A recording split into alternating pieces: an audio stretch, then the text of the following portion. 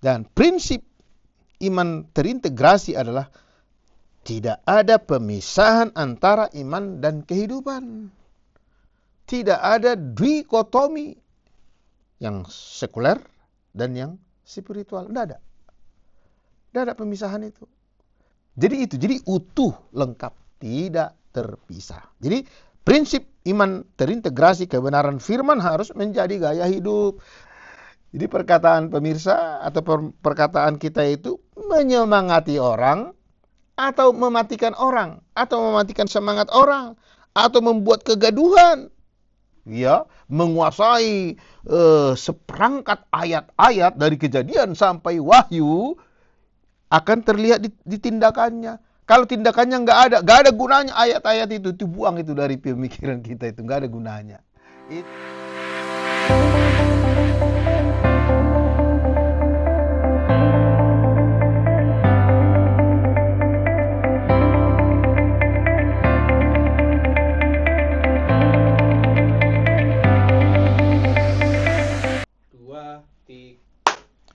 Shalom, salam sejahtera bagi pemirsa. Ya, bersama saya Pendeta Manik di program YTWR Channel. Kali ini saya mengangkat satu tema, iman yang terintegrasi. Ini sangat penting sekali. Ini sangat perlu diangkat tema ini. Karena apa? Karena ada banyak keanehan saya perhatikan di gereja, ya. Dikatakan beriman, tetapi tingkah lakunya aneh. Ya, ada banyak contoh di Alkitab ya. Orang-orang Farisi dan ahli-ahli Taurat, semakin mereka dikatakan beriman, tetapi ya tingkah lakunya semakin aneh dan semakin antik begitu ya. Ahli-ahli Taurat, orang-orang Farisi, munafik, suci di rumah ibadah, tapi kotor di tempat lain. Shalom di gereja. Nah ini, shalom. Manis sekali senyumnya. Ya. Ramah. Sangat luar biasa. Sampai keramahannya itu hingar-bingar. Pemirsa ya. Tapi di luar sana, di tempat pekerjaan. Waduh, bahasa-bahasa yang tidak indah. Bahasa-bahasa yang ya vulgar aja ya, yang kotor itu sering sekali keluar. Saya mendapatkan informasi ada salah satu perusahaan di Indonesia ini, saya tidak sebutkan tempatnya. Tiap pagi, saya beritahu pemirsa ya, tiap pagi itu kebaktian, ya, devotion tiap pagi. Tapi setelah devotion, kebaktian singkat itu, udah terjadi tengkar, ribut. Lah terus, apa yang dimaksud dengan iman? Apa yang dimaksud dengan kekristenan? Apa yang dimaksud dengan keberagamaan? Beragama, tetapi tingkahnya semakin aneh dari apa yang dipercayai pemirsa. Ya mungkin pemirsa juga bisa memperhatikan itu, bisa melihat kenyataan-kenyataan di dalam gereja, di tubuh gereja itu seperti apa. Yang penting berdoa. Kalau sudah berdoa, udah simsalabim, semuanya masuk surga. Semuanya suci, semuanya kudus. Wah, itu sangat aneh. Orang beragama supaya tertatanya kehidupannya, ya. Firman Tuhan dipelajari supaya apa? Supaya kita ahli. Ahli untuk apa? Untuk berkomunikasi yang baik. Ahli untuk apa? Ahli berbuat baik. Semakin bijaksana. Itu. Tetapi kenapa? Keanehan-keanehan terjadi. Saya udah hampir 35 tahun saya perhatikan. Kok yang MC, master seremoni di gereja, wow, pakaiannya suci, wajahnya juga suci, tatapannya suci. Di luar sana berselingkuh. Itu saya perhatikan. Ada yang saya temukan di berbagai kota. Bahkan pendeta juga demikian. Wah, hebat sekali khotbahnya. Sama seperti saya saat ini. Khotbah hebat luar biasa. Tapi aneh dengan keuangan, dengan duit, ya. Eksploitasi terhadap jemaat, eksploitasi terhadap karyawan. Lalu, apalah gunanya beragama itu? Apalah gunanya ke gereja itu?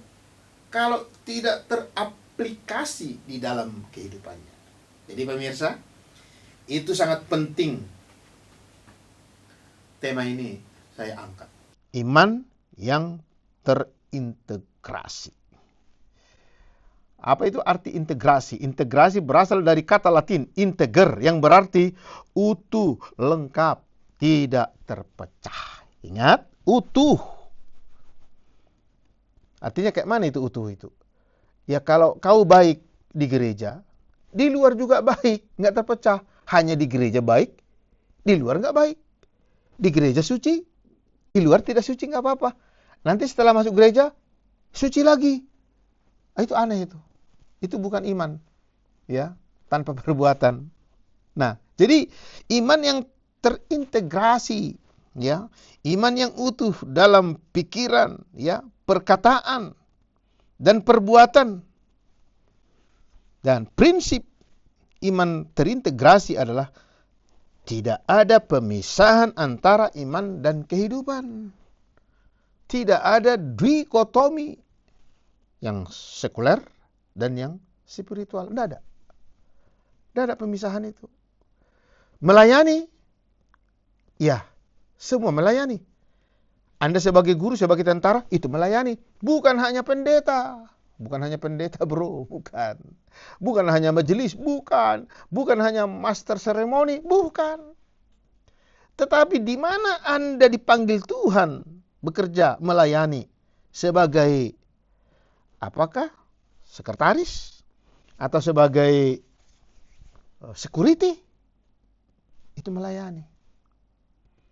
Jadi utuh, lengkap, tidak terpisah. Jadi prinsip iman terintegrasi kebenaran firman harus menjadi gaya hidup. Maksudnya gaya hidup apa? Gaya hidup ketika saya di kolam renang, ketika saya di pasar, ketika saya di rumah ibadah.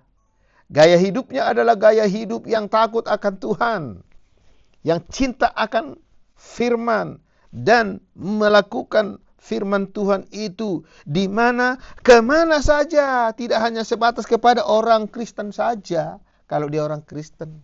Tidak. Tidak hanya sebatas kepada satu suku saja. Tidak. Kepada semua manusia yang diciptakan oleh Tuhan. Dan itu dikasihi. Itulah yang dikatakan terintegrasi. Juga konsisten dalam segala musim. Konsisten. Senyummu itu konsisten. Ketika uangmu banyak, senyummu tetap semeringah. Ketika uangmu lagi bokek, tetap semeringah. Maka kata Alkitab, bersyukur dalam segala hal. Amin ya pemirsa ya. Ya kita setuju ya pemirsa ya. Supaya kita beriman ini benar-benar beriman. Tidak iman yang mati. Iman tanpa perbuatan adalah mati, kata Yakobus. Ya, jadi prinsip iman yang terintegrasi. Yang pertama, mudah-mudahan bisa sampai beberapa poin ini ya.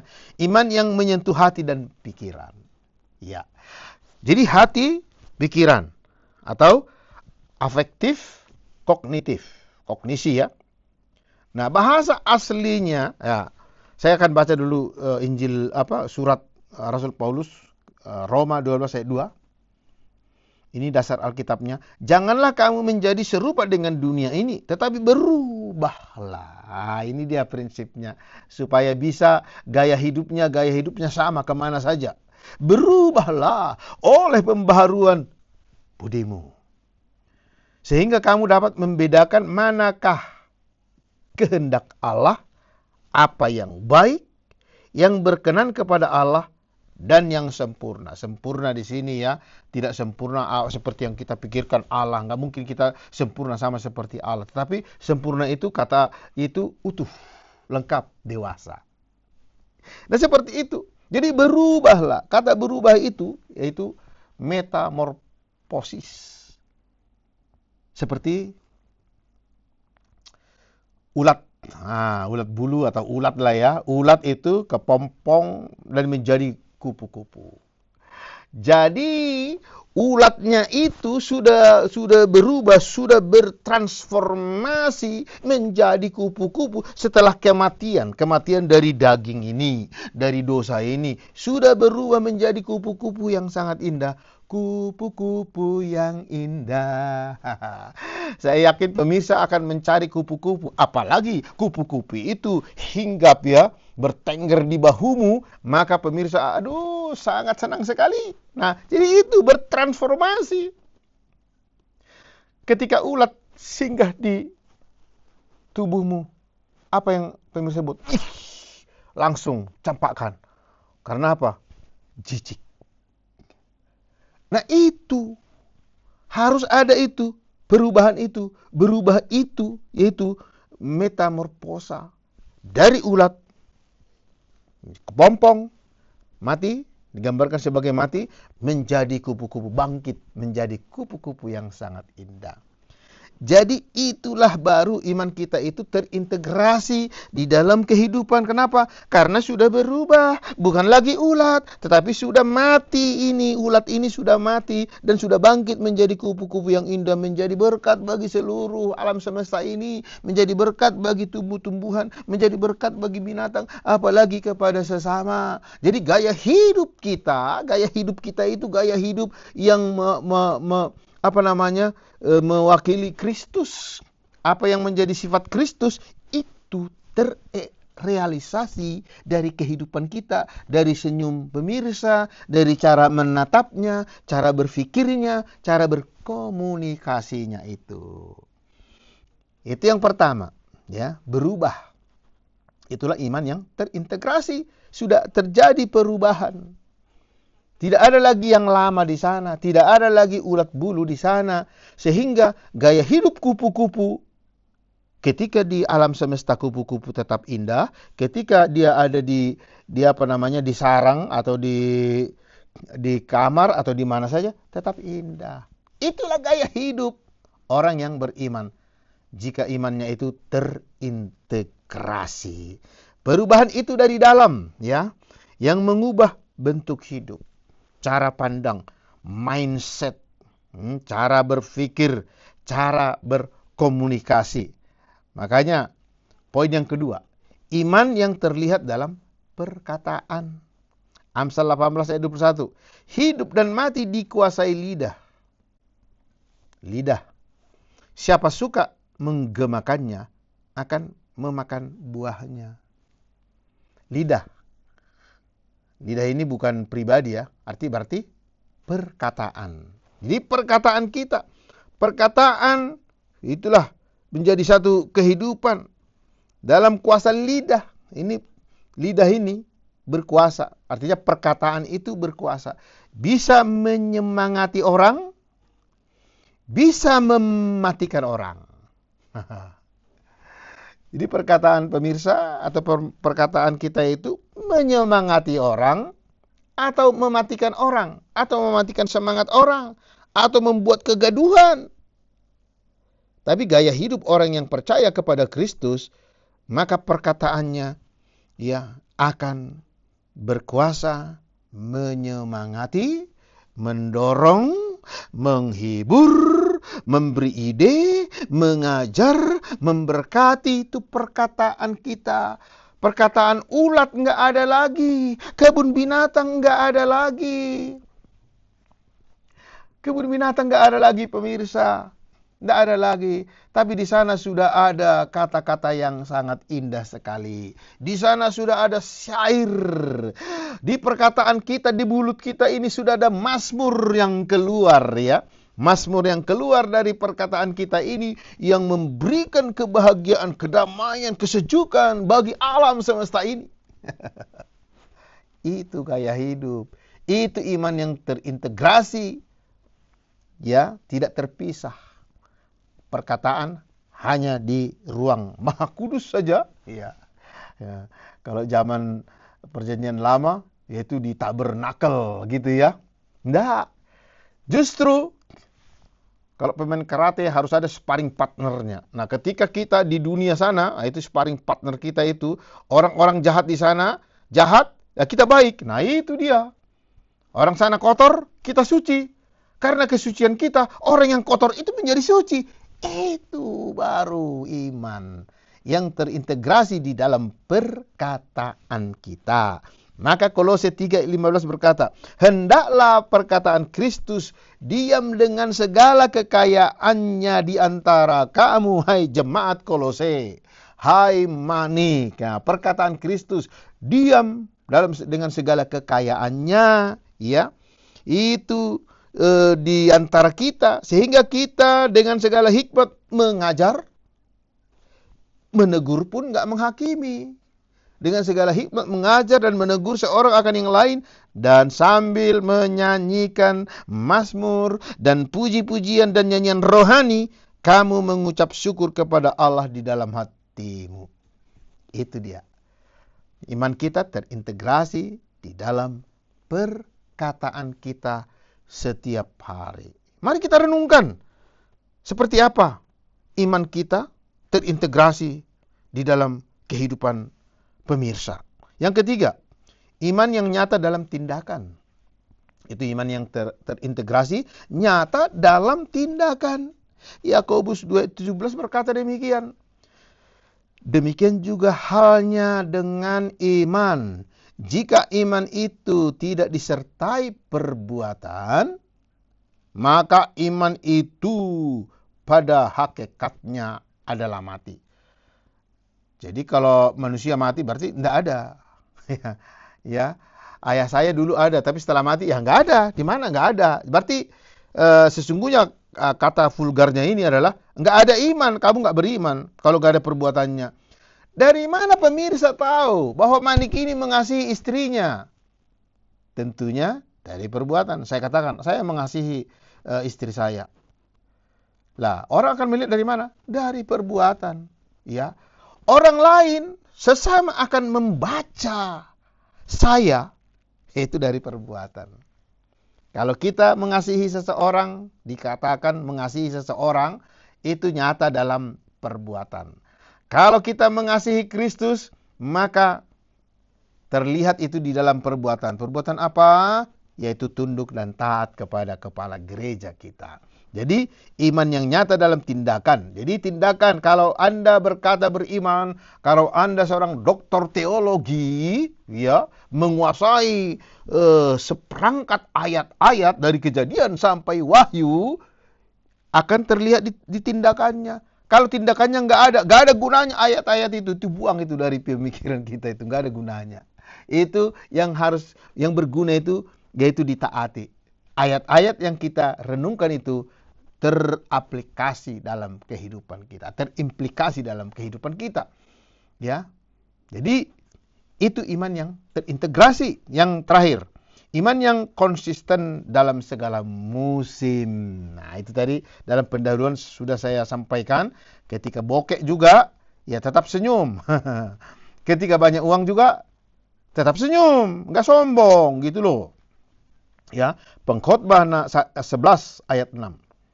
Taburkanlah benihmu pagi-pagi hari, dan janganlah memberi isyarat kepada tanganmu pada petang hari, karena engkau tidak mengetahui apakah ini atau itu yang akan berhasil, atau kedua-duanya sama baik. Taburkan, menabur benih, konsisten, ya, berkelanjutan. Ini kata menabur memakai kata Ibraninya ini adalah zara. Zara berbicara tentang tindakan iman yang berkelanjutan, bukan sekali saja.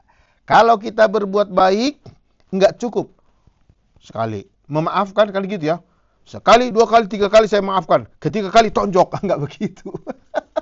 Enggak begitu pemirsa, ya. Tapi kita harus mengampuni 70 kali 7. Kata Petrus, ya. Kata Tuhan Yesus kepada Petrus. Artinya berkelanjutan. Ketika kita melayani, nah ingat, kembali saya ingatkan kita, ya.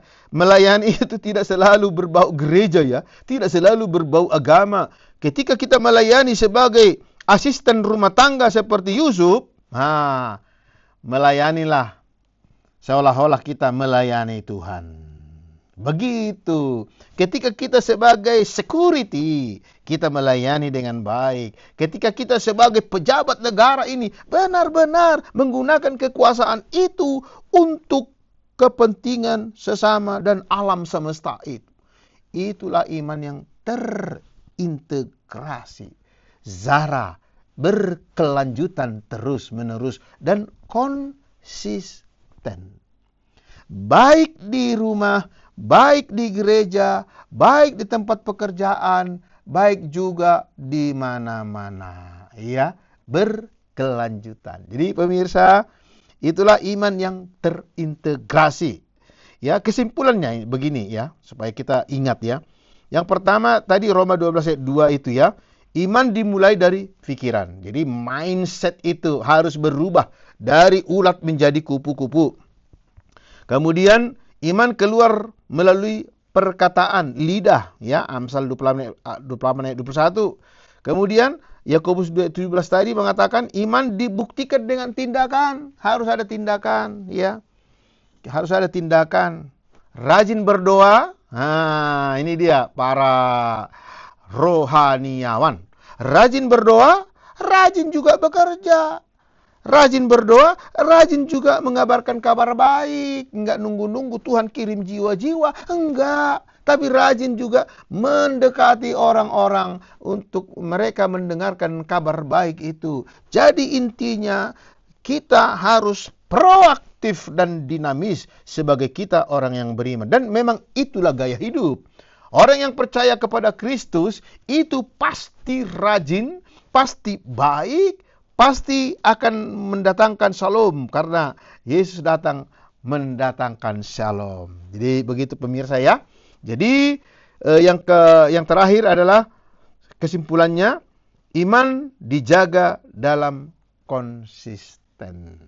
Jadi kita harus konsisten apapun keadaan kita. Demikian pemirsa, ya satu pembahasan yaitu iman yang terintegrasi sehingga iman kita itu dibaca oleh sesama. Oh, dia itu beriman. Demikian pemirsa, ya terima kasih untuk program ini. Kita akan bertemu kembali pada lain hari. Tuhan Yesus memberkati. Terima kasih Anda sudah mengikuti program kami. Jika Anda diberkati, jangan lupa like, komen, dan share supaya Anda tidak ketinggalan setiap program terbaru kami. Jangan lupa juga untuk subscribe channelnya dan nyalakan loncengnya. Jika Anda ingin mendukung pelayanan kami, bisa melalui rekening kami berikut ini atau menghubungi kami di sini.